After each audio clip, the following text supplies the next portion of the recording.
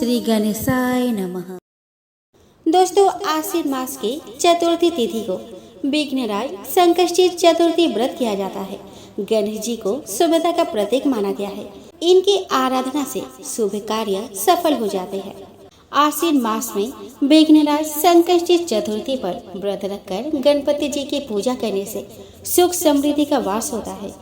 तो आइए दोस्तों, इस वीडियो में हम जानें कि आश्विन मास के कृष्ण पक्ष की संकष्टी चतुर्थी कब है। इस दिन पूजा का मुहूर्त क्या होगा, चांद निकलने का सही समय क्या होगा। दोस्तों, आश्विन मास की विघ्नराज संकष्टी चतुर्थी 21 सितंबर 2024 को मनाई जाएगी।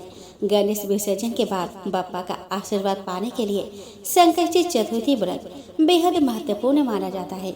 इसके फलस्वरूप हर कष्ट दूर होते हैं।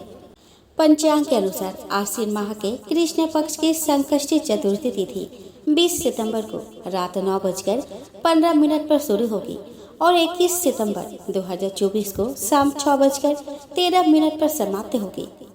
गणपति जी का पूजा का समय सुबह 7:40 से सुबह 9:11 तक रहेगा।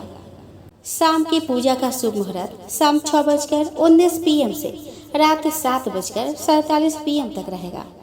21 सितंबर 2024 को विघ्नराज संकष्टी चतुर्थी पर चंद्रमा रात 8:29 पर निकलेगा। संकष्टी चतुर्थी पर चंद्रमा की पूजा जरूरी मानी गई है। इसके बिना व्रत अधूरा माना जाता है।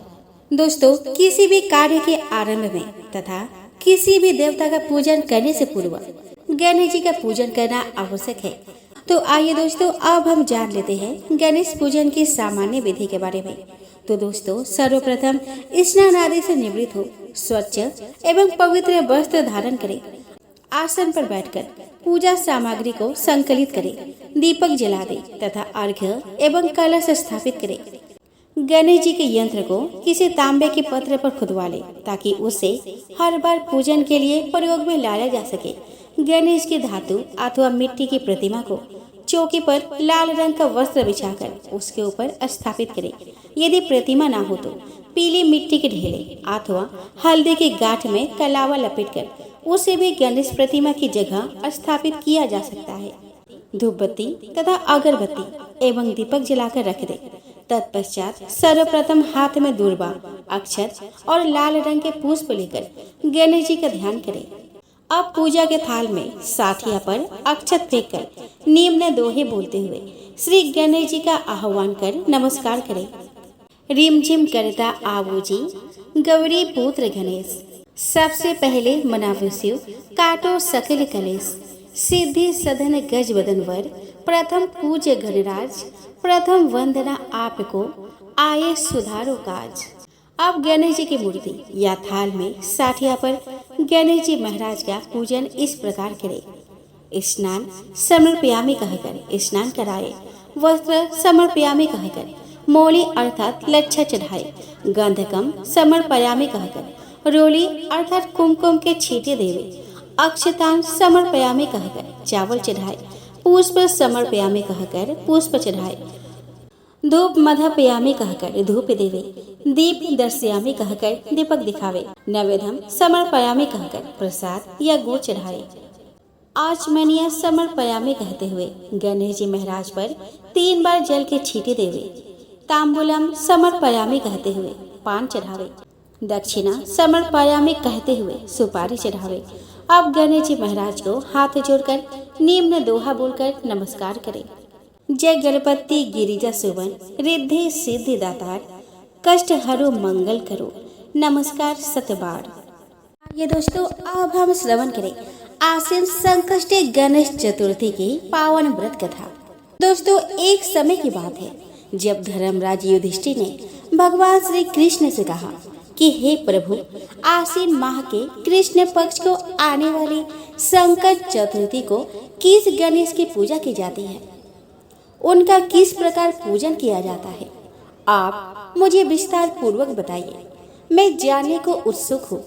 तब भगवान श्री हरि ने हर्षित होकर युधिष्ठिर से कहा कि हे धर्मराज, एक बार माता पार्वती ने भी पुत्र गणेश से यही प्रश्न किया था कि हे पुत्र, आश्विन माह में आने वाली कृष्ण चतुर्थी को किस गणेश का पूजन और व्रत किया जाता है, यह व्रत करने से किस पुण्य फल की प्राप्ति होती है, उसकी कथा सुनने को मैं उत्सुक हूँ।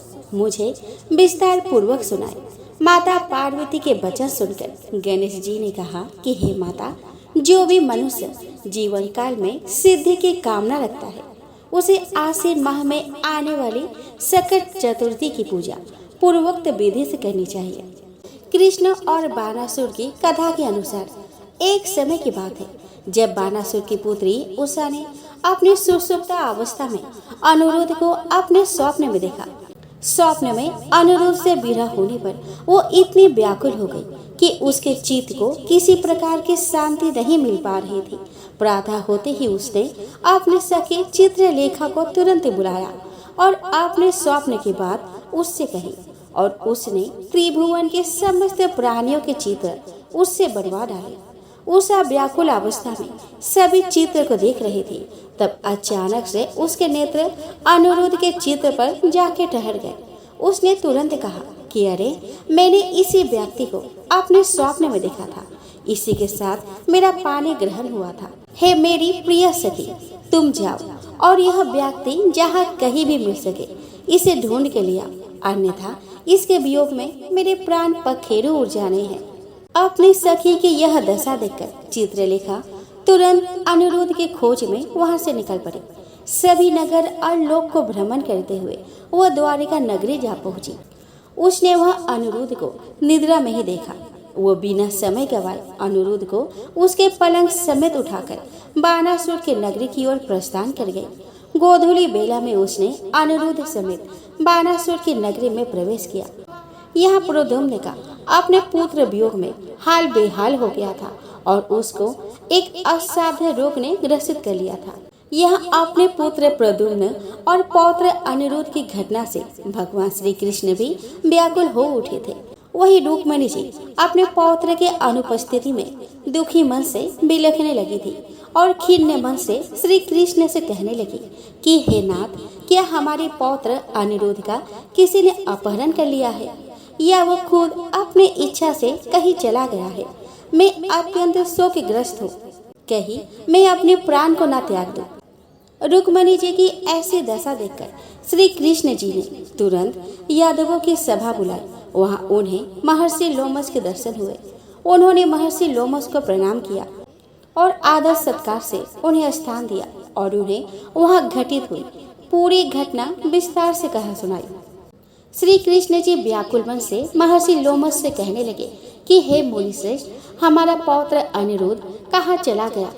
कहीं उसका अपहरण तो नहीं हो गया या कहीं वो स्वयं ही तो नहीं चला गया? आखिर कौन उसे लेकर चला गया है, यह मैं नहीं जानता। यहाँ पूरी द्वारिका नगरी में शोक की आंधी छाई हुई है। उसकी माता अपने पुत्र वियोग में अत्यंत दुखी है।